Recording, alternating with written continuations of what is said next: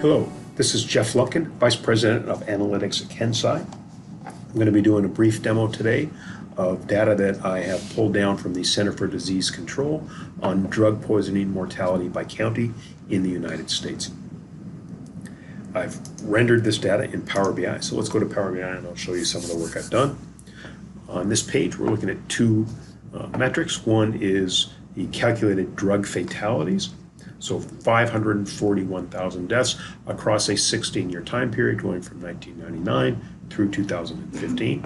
We're also looking at buckets of mortality rate going from 0 to 2, 2.1 to 4, 4.1 to 6, all the way up to the highest bucket of greater than 30 deaths per 100,000 population. So we can look at this for all up for the United States and see an increase in mortality rates from 4.4 to 15.5, and from deaths 17,000 in 1999 through 52,000 in 2015. And we can also look at it by region. So if I focus in on the southwestern part of the United States, we see that there were 113,000 deaths with an average mortality rate of 20.7. An individual state such as New Mexico has a very high mortality rate of 26.2 deaths per 100,000 in 2015. Another state that's been pretty badly affected is West Virginia. So when we go to West Virginia, I'm going to drill through to the state historical page where we're going to see data for West Virginia all by itself. And we can select a particular county, in this case McDowell County in West Virginia. The map is going to show us that single county. And we'll get data on fatalities, number of deaths, as well as some U.S. Census data. We can come back out and now see all the counties in West Virginia and see that the highest mortality rates are really centered down in the southwestern part of the state. Here on this graph, we have two data points. One is the average mortality rate across 15 years. That's the blue columns. The lines show the deaths, the mortality rate in 2015. So you can see that there were 17 counties in 2015 that were at this highest mortality rate of greater than 30 deaths per 100,000. As I looked at this data, I became very intrigued by the number of counties that had hit this highest bucket or this highest mortality rate.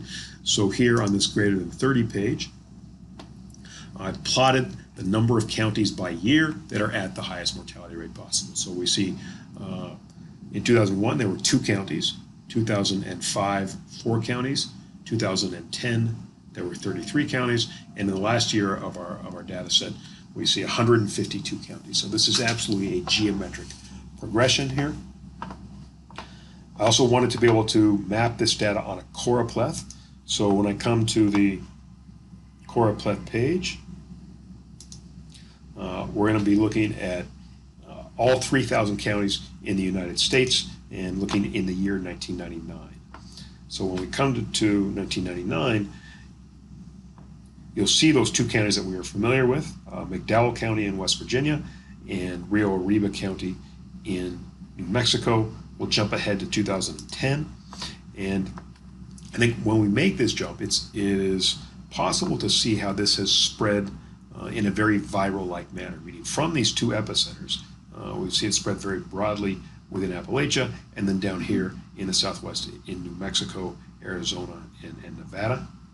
Coming to the last year of actual data, we get to 2015, and you'll see how quickly this spread across those last 5 years of this data set, indicating the acceleration of deaths from drug overdoses, in large part opioids. Now, I wanted to be able to predict this data and predict how many counties would hit this higher than 30 deaths per 100,000 bucket. So I have 2 methods that I used in order to drive predictions. One was just an Excel-based prediction where I looked at the compound annual growth rate for counties' mortality rates. So I'm going to bring in an initial prediction that I did for comparing actual versus predicted the years 2011 through 2015. And so you can see my green line is my prediction model against the actuals, which is the blue line, and actually I came out with a pretty tight model here. So then when we look at predictions going out through 2025, we get out to 1,200 counties predicted to be at greater than 30 deaths per 100,000 by 2022, and almost 1,500 counties by 2025. This number looks pretty fantastic, going from 152 in 2015 to this 1,200 in 2022. But when we change the axis from scale type linear to a log scale, you'll see that it's a straight line prediction, coinciding very closely with the actuals. And what this means is that it would appear, based on the actual data and the projection of that straight line, that my model at least has some relevancy. But I wanted to double check, and so use a second model. So I worked with one of the data scientists at KenSci, and he did a linear regression analysis for me. So when I bring that linear regression in, we get similar results, meaning we end in 2025 with 1,250 counties at greater than 30 deaths per 100,000. Again, this is a very straight line. So whether it's 1,250 or 1,491, this epidemic is still hitting us very, very hard right now.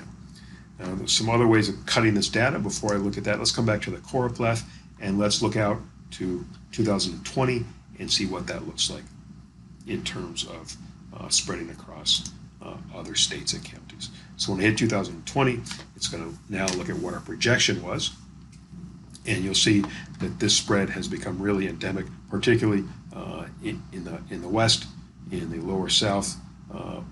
Two areas that seem to be somewhat exempted from this are New York and the upper Midwest, but the rest of the country is really deeply affected by this epidemic. We can also look at Sandance, which is a visualization produced by Microsoft Research. I've recorded some views here, so I'm going to come into Edit and hit this light bulb, and this gives me some pre-recorded views. So let's jump ahead from 1999 mortality rate to 2010. So this is very similar to that of what we saw with the choropleth map. I also brought in data from the US Census, so now we can look at income per capita on the vertical axis, poverty rate along the horizontal axis, and then the color is the mortality rate in 2015. And so you can see the higher mortality rate counties, meaning those red counties, tend to be counties that are low in income and high in poverty. I also wanted to look at some comorbidities unrelated to drug overdoses, or at least ostensibly unrelated. So I also brought in data on heart failure.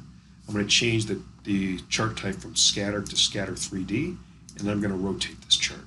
And when I do that, we're going to be looking at 5 different Americas. The top America is a group of counties where both heart failure mortality rates and drug overdose mortality rates are very high. So the top America, you see that Appalachia is one region where people are suffering from both of those morbidities.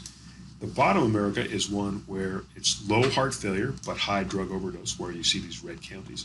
So we'll see that present in Florida, along the Gulf Coast, and in the Southwest New Mexico in particular. And what this means is that both of these problems, heart disease and drug overdoses, are very complex and very nuanced, and there's no one-size-fits-all solution towards solving these. And this is where data science brings a lot of promise, is being able to analyze complex problems and drive solution towards them.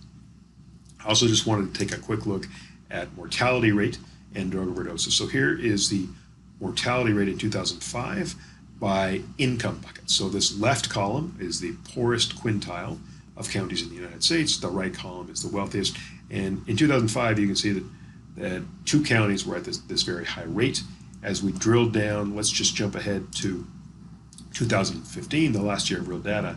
And here's where we see that while the poorest quintile of counties is most severely affected, every quintile of counties sees some at the highest mortality rate. So this problem is it's no longer just among poor elements of our society, it's affecting everyone in the United States. I hope this has been useful and interesting for you. Please feel free to reach out and contact me with any questions. Thank you very much.